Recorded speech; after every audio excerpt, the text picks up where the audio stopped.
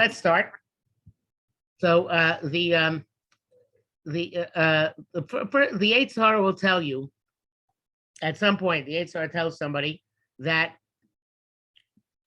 you see Schal Yetzer v'yomer lecha. Yetzer Hara is going to tell you lo yitachen sheteh avodoscha shleima shetisrachik mehen legamri.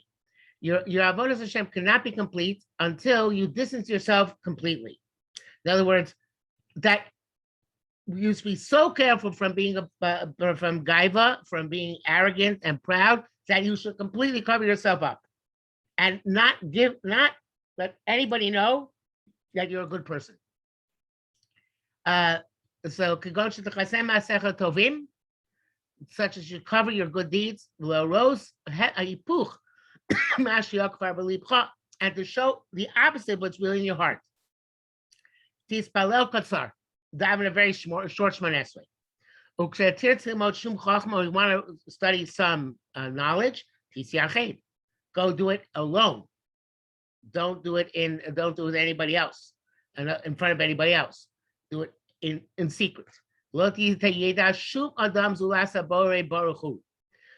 should know about any good thing you do except for HaKadosh Baruch Hu. You shouldn't show any good trait. But you should pretend that you're lazy and you don't serve Hashem properly.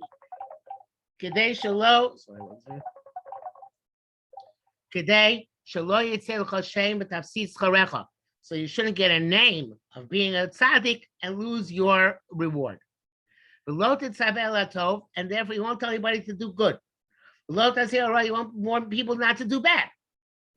You're not going to do anything which is going to publicize that you're interested in people being good and people not being bad. You won't let anybody else know about your chachma. You won't see any sign of your shamayim, nor any type of mitzvah which would indicate that. Tefillin, mezuzah, tzitzis, like if you put on tefillin, you do it in secret. A mezuzah, you put behind your door. Tzitzis, you would cover up. You're going to go like other people who are not Ovdei Hashem, and you're going to conduct yourself in their ways. You're going to be connected with, you'll be among them, eating and drinking, and how you are happy, and how you involve yourself in laughter and entertainment. All this is the Yetzer Hara to catch people in its net. And somebody who does this thing and he thinks he's doing it for the purpose of a mitzvah. He loses tens of thousands more than his reward. It's like somebody who runs from a small fire and ends up in a big fire. So this is something where a person might say to himself, again, I don't want anybody to know that I am Oved Hashem. I don't want anybody to know how I'm a good person. If people know I'm a good person, I'm afraid I'm become a Baal Gaiva. I'm afraid people are going to be too proud of myself. So therefore, a person wants to hide everything. That's not good. Because eventually, if you try and hide everything, two problems. A, you're not going to have positive influence in other people. And everybody's supposed to try and have positive influence in other people. B, if you hide everything, it's very possible that eventually you'll stop doing things the right way. Because you'll be so drawn after everybody else that you won't be doing the right thing anymore. So again, you won't have an influence, and there's a danger that you yourself might be led astray by everything that other people do. So what's the right thing to do? You should daven along Shmoneh Esrei. Let's daven with kavanah. And again, there's a lot of times peer pressure, especially if somebody didn't daven along Shmoneh Esrei till today, right? And now they decide, I'm going to daven along Shmoneh Esrei because I want to have more kavanah. I want to understand more what I'm saying. So other people might look at you and say, "Look at this person. The son became holy," right? Or worse, they say, "Wow, look at this person. He is so holy," and that's going to make a person a Baal Gaiva. So he says, "No, don't worry about it. You should daven along Shmoneh Esrei. Yitzav Latov and warn people to do good. V'yasir me'ara, and warn people not to do bad. V'yaseh kol hatovos v'kol says, so do all the good stuff you do, both in private, both in public and in private.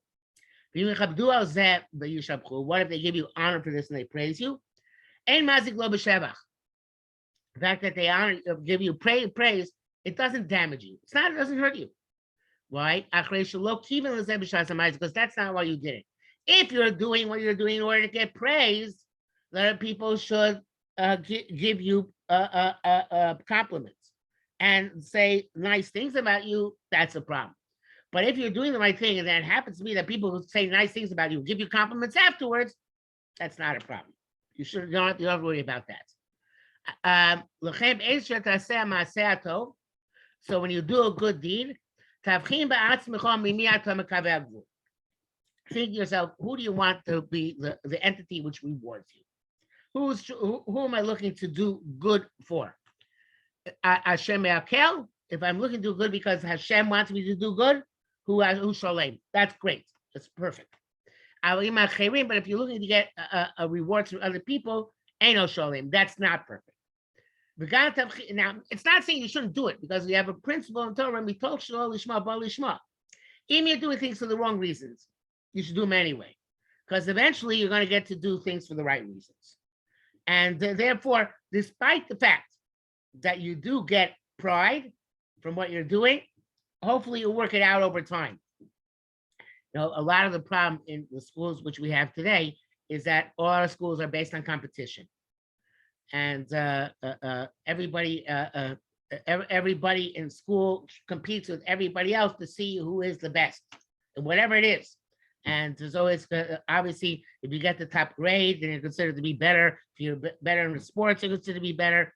So schools are not about cooperation and collaboration, at least boys' schools. I know about girls' schools, but they're about competition and who's going to come out on top. And that's not good. But it doesn't mean that just because that's not good, this competition, that you should not do the right thing. And even if you do it first because you're in this competition to see who's the best, who's the most accomplished, and so on and so forth, hopefully eventually you'll get over that. So what Orchos was saying is that it's not sholem. It's not perfect to do things because you want to look good in the eyes of other people. It's not the highest level. But it's not a reason necessarily not to do it.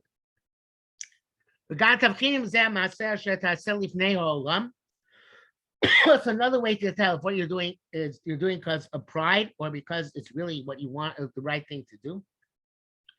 You can test it out like this. If this thing you do in front of everybody else, if you would have done the same thing when you were alone in your own room, in an inside room, you've done the exact same thing, this will be clear to you that you would, then what you're doing is good.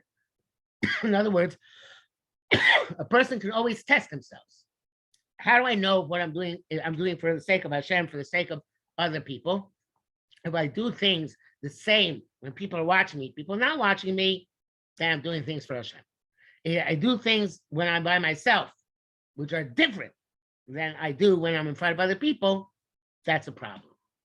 Okay, so the point is that a person can always tell whether they're sincere or not sincere by whether they're consistent when there's an audience and when there is no audience. That's the best way to make sure what you do is the right thing. The call mashasi param neged Yetzirah.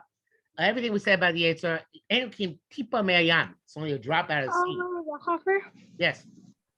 So I'm not sure if somebody said this yet because my thing got disconnected, but Tahila said that she doesn't have the code for more time on her computer and it's shut off and her parents aren't home, so she can't come on now. Oh, well, she can watch the recording. Okay. I'm sorry about that. Okay, thank you for telling me. So he said, so you have to be careful about the Yetzirah because there's only a drop out of sea, relative to what you have to be careful about. He called it in anything you do, anything you speak, anything you do, anything any midah you have, any character trait. But Yetzer Shachei the Yetzer is always there to destroy and to ruin. Basachlu Pesach Lodia Inyan Yetzer Mishlo Yedat Chilas Dracha. An opening for you to understand how the Yetzer works, how he tries to sneak in and try and convince you to either do things or not do things, because sometimes he's going to try and convince you to do things even though you know they're an Aveira, and sometimes he's going to try and convince you to do things because he's going to trick you to thinking it's a mitzvah. So he uses both tactics. And as someone who's wise will understand, and he should quickly remove the Yetzer from within himself. To somebody who's pure hands, he's going to add strength and do the right thing. Now, all this till now I tell you about Gaiva, which is bad. So now we're going to come to Gaiva, which is good, which is an amazing concept, because you think that all Gaiva is bad. It's not. A Gaiva v'ma'alasa chochma meshubachas. To take pride in accomplishing wisdom is a praiseworthy. Shneimar says, "Ki bezos yisalel hamisalel." What should a person praise? What can a person take pride and take praise? In other words, what can he say? Look, I've accomplished something. Haskel v'yodosi, in becoming intelligent and knowing me. So the two things here. Haskel is lashon of seichel, intelligence. V'yodosi means to know Hashem. They're connected to each other. You know Hashem more, the more intelligent you get. So therefore, becoming more and more intelligent, acquiring more and more wisdom, that's something which the Navi says, a person can take pride in that. And you should thank HaKadosh Baruch Hu for being able to get more knowledge. And you should think of HaKadosh Baruch Hu on the knowledge you acquired, on intelligence which you've increased, and on midos tovos that you got. And there's a tefillah which is part of a siyum. We don't always say it in shul, but it's part. He says we should say this tefillah. It says, "Mod anil panecha shenasata chelkim yoshve beis hamedrash below yoshve kronos." I thank you, HaKadosh Baruch Hu, that you put my portion among those who sit and learn, and not among those who sit in the corners in the marketplace and don't do anything constructive. You have to thank Hashem for allowing you to be constructive in this world and being able to constantly improve yourself. That's a great gift. We say how wonderful it is for us that we have such a good portion and such a great, pleasant destiny. In other words, Hashem gave us a mission and purpose in this world, and we should feel good if we accomplish that mission and purpose. Now, it's important to understand that some people think if you feel good about a mitzvah, that's bad. In other words, I once was giving a talk many, many years ago, and I said that the Navi Yeshaya says, when he talks about Shmir Shabbos, he also talks about Oneg Shabbos.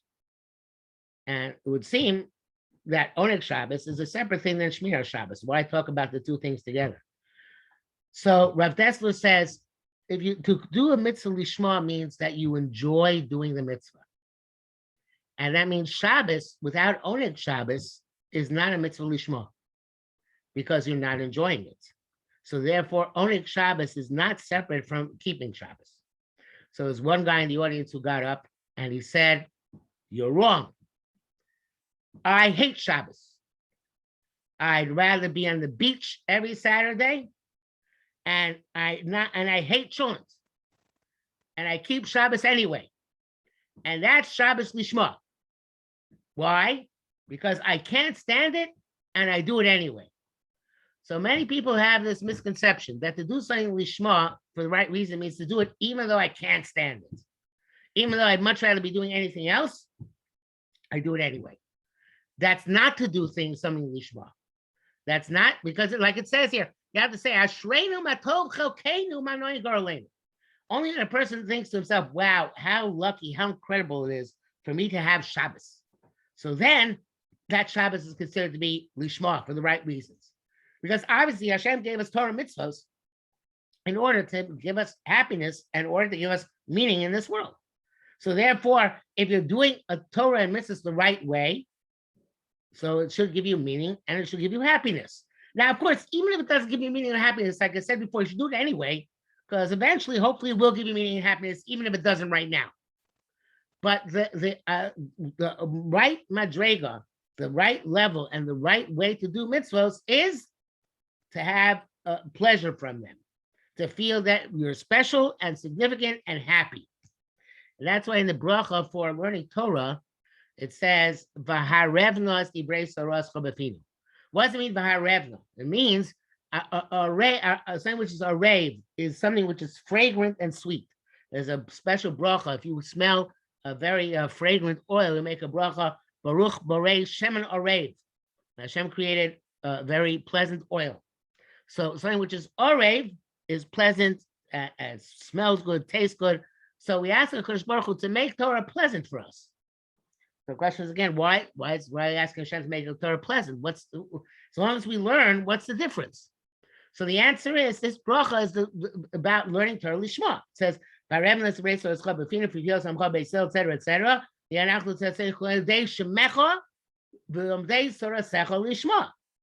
We're talking about learning Torah Lishma. So what does it mean Torah Lishma? It means that it's alright for you. It's pleasant for you. It's something which you find happiness and joy.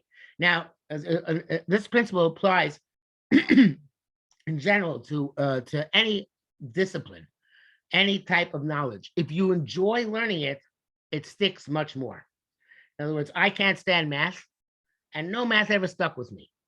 I forgot all the math I learned in high school almost immediately after I finished high school, because it's not something which actually gave me pleasure.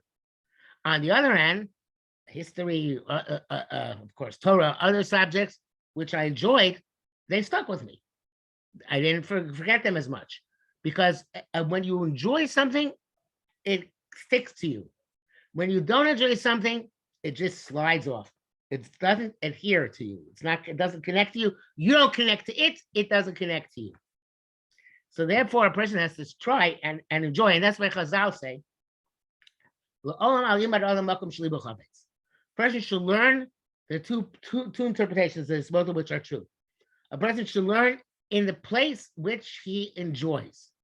Now, that can mean the school or other setting in which you're learning, physical setting. In other words, you should learn in a place where you enjoy learning, because if you enjoy a place you enjoy learning, again, you're going to connect to learning. Learners can connect to you. And also means the topic which you enjoy learning. But of course, you have to learn lots of stuff, but focus on something which you enjoy learning.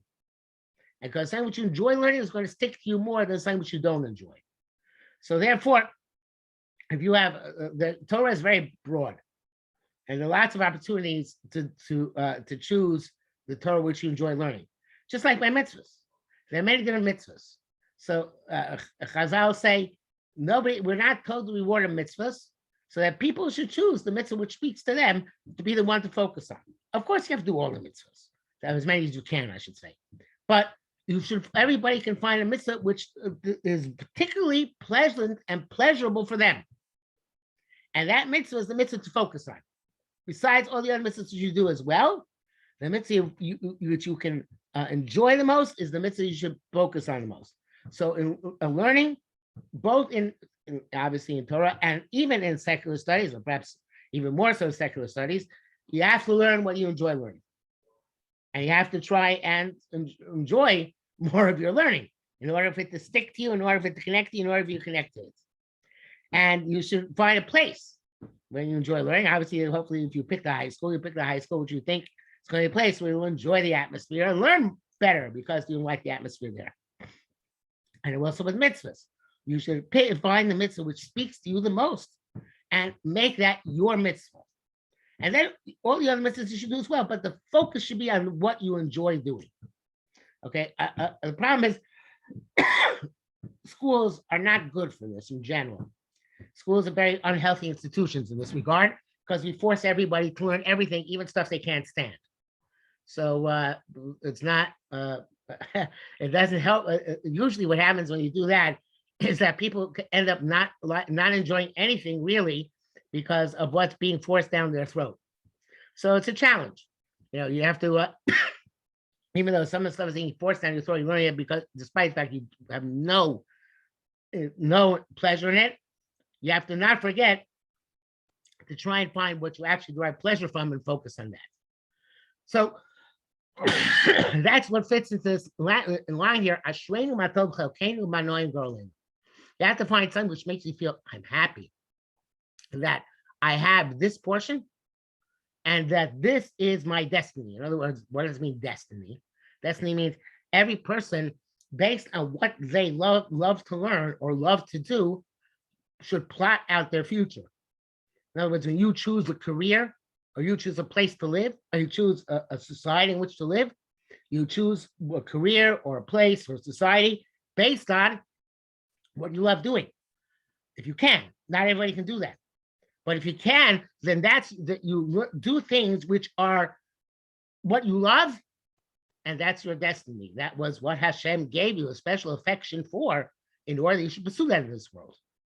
That specific type of learning, that specific type of mitzvah, that specific society, that specific place.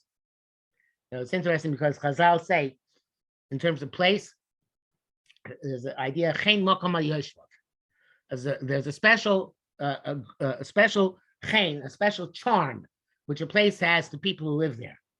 And Chazal say that there was a certain Talmud in yeshiva, and his Rebbe saw he was homesick, and the Rebbe asked him, "Where do you come from?" So he said, "A certain place called Givas Shammai." He says, so Rebbe said, "I see you're very homesick. What's so special about Givas Shammai? What's going on there? You love it so homesick." So he said, "At Givas Shammai, there's so many mosquitoes that when a kid is born, you have to smear them all over in mud, because if you don't smear them in mud, the mosquitoes are going to come and bite him to death." So the Rebbe said, "Oh, I see that what Chazal said is true. There's a special charm which a place has on a person, even though it's like the worst place on earth. But people like the place, and Hashem gave it this. Chazal also say the same thing is true about a person's spouse. A person has a person's spouse, or husband and wife, has a special charm for their spouse. And HaKadosh Baruch Hu created, but focusing right now on the place thing, HaKadosh Baruch Hu created this a connection, this charm, this affection, so that a person can find a place to live and thrive because he enjoys being where he is. And sometimes, so the person looking from the outside, it's counterintuitive. All these mosquitoes are biting people to death, and you're going to love where you live. But the idea is, yeah, for that person, for those people who live there, that is the place to live, and that's where they can function the best. Okay, is that clear? Was all that clear? Is that a true story? Because I think that guy might be like confused about the question. Like he asked him what he liked. Yeah, I don't know if the story is true or not, but it is a medrash. Okay. It is a medrash.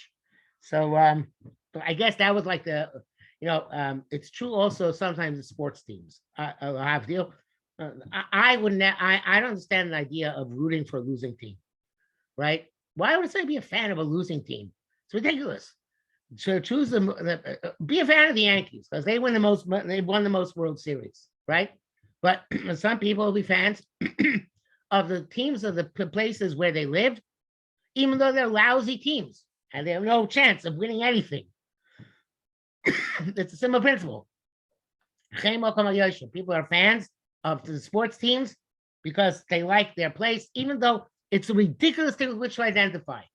I think I've talked about this many times, right? The players are all mercenaries. The players couldn't care less what town they're playing in. They just want to get paid.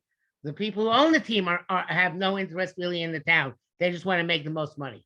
But the people who live in the town, they feel a connection with the sports team in their town or the sports team in their area. So it's part of what HaKadosh Baruch Hu did.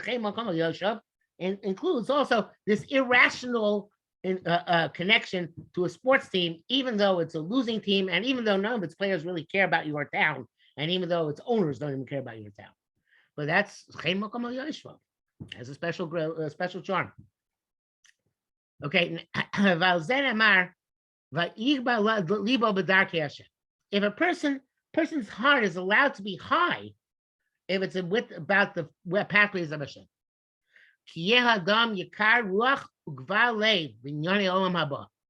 Person should have a sense, a precious spirit, meaning he should feel important, and have a high heart, meaning he should feel accomplished. If it's a matter that has to do olam haba, in other words, something which is not just of this world, but is of the world to come, is that it's spiritual and permanent, the lasting. So let's speak about Mashi's Damlo. It shouldn't be enough. Okay, whatever mitzvah I get to do, I'll do. I'll wait till the mitzvahs fall into my hands. I'll wait till good deeds fall into my hands. That's not a good approach, right? Shouldn't say it's enough whatever I find of them. Say all your other activity, which is not uplifting you spiritually, you should focus less on. But and always uplift your soul. When can you be upset at yourself? When you are when you're not serving Hashem properly, that's when you can be upset at yourself. This pride in accomplishing things for the sake of heaven and feeling a sense of accomplishment and happiness, but it doesn't damage humility. But it helps it out. It's because it makes you want to achieve more of those things which are good. And humility means not so much that I feel low about myself, but I want to do the right thing. And therefore, I'm willing to do the right thing, even if it means that I'm not going to get honored for it, as long as it's the right thing in and of itself. So this being proud of doing the right thing doesn't damage your humility, because it's going to lead you to do more of the right thing. And it causes you to be happy with your good accomplishments, and also to be happy when your friends accomplish something positive. And be concerned with their honor as well. This is something which is not which is kind of like dangerous, because if you're proud against and arrogant against Rishoyim, so it's a little dangerous, as they might hit back. But you should always feel proud relative to wicked people, meaning that Hashem made me special. I'm not like those people who do bad things, who are focused on bad goals, who have bad midos. Against the Rishoyim, you should be proud, and it goes further. If you have the capacity to tell them off and to embarrass them, and don't submit to them. You should never submit to Russia if you're able to give them mussar. Now, nowadays, embarrassing somebody is not necessarily the best policy to get somebody bad to do good. Once upon a time, I guess it worked, just like once upon a time they used to hit students and they used to be effective. So once upon a time, they used to embarrass people and used to be effective. I don't think it's very effective nowadays. Times have changed. But that's what? Isn't there a thing that you're not supposed to embarrass anybody in public? Even if it's like a Russia or whatever, then that person that other person automatically gets a little hub or something. No, if a person's in Russia, think about, he's going to give an example from Mordechai and Haman, right? There's no, when a person's really a Russia, then there's no requirement to restrain yourself from embarrassing him. That's why Haman, it says when when Haman came to take Mordechai on the horse, right? So Mordechai said, I need a haircut, right? You have to give me a haircut, right? And then when he came to get on the horse, he said, I can't get up. You have to lean down so I can step on your back, right? And so it's only So it's like only really talking about like people who are like trying to like kill us, not like just people who Yeah, are not just like, bad people might not be the right term. Wicked people. okay. Okay, not just people are bad, but wicked. Rishoyim, Rosh is somebody not just who's bad, but he's a wicked person. I never made that distinction before, but I think it is a true distinction. Tov,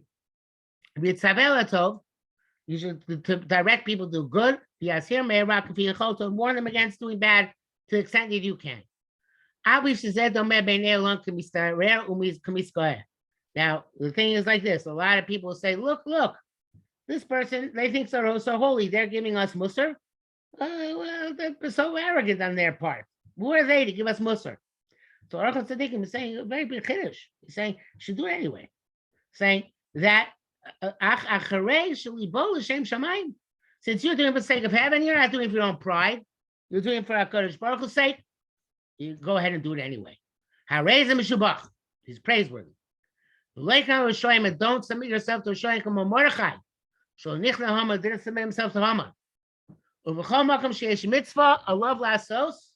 And anytime there's a mitzvah you can do, you have to do it. Don't submit to Rishoyim lazov hatov, to leave the good midnei hashpalosa lifneim, because you feel low in front of them. Now he says, this requires wisdom. You have to know when to draw the line in the sand, when I should stand up against them and when not. Sometimes it's not worthwhile standing up against Rishoyim. Because sometimes if you are tough towards them, that they should fulfill one mitzvah, you have seen some man mitzvahs. It's going to cause them to stop doing 100 mitzvahs.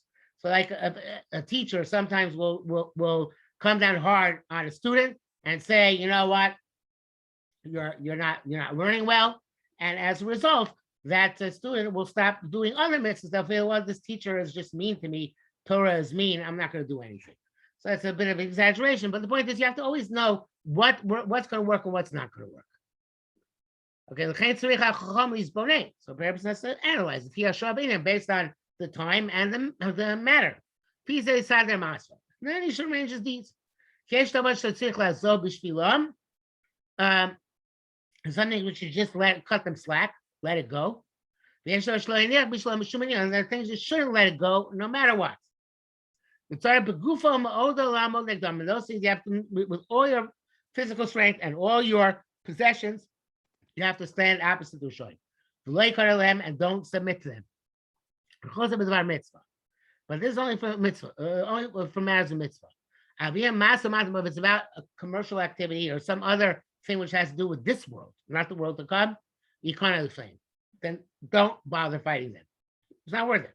You only fight for Hashem, not for things of your personal advantage. And in fact, if it's a monetary issue or something else where you can do good to them in a way which is material and doesn't promote their wicked deeds, you should do good things to them, and it's a big mitzvah. You should always supposed to do good. That's what the Torah says. The Chazal say that if you have a person who you like, and their donkey is crouching under its load, and a person who you hate, and their donkey is crouching under its load, so you're supposed to help the person you hate first, right? Because that way you're working on your own midos at the same time you're working on Sar Balei Chaim. You're on your own midos because you're not supposed. If you have to be upset at people about in their falling short term mitzvahs, then be nice to them. Go bend over backwards to be nice to them in other respects. Okay, so I think we will stop here for today. Let's try to remember up to 39 here. Okay, any questions? Any issues?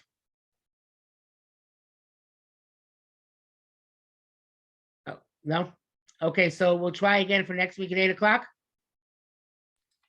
Okay, thank you. And Dvorah said her device just died. That's why. Okay, that's fine. All right, so I'm gonna put up the sheet if anybody missed it. Thank you very much. Okay, we'll see how long we can keep it going. Take care. Good night. Thank you. Bye. Bye.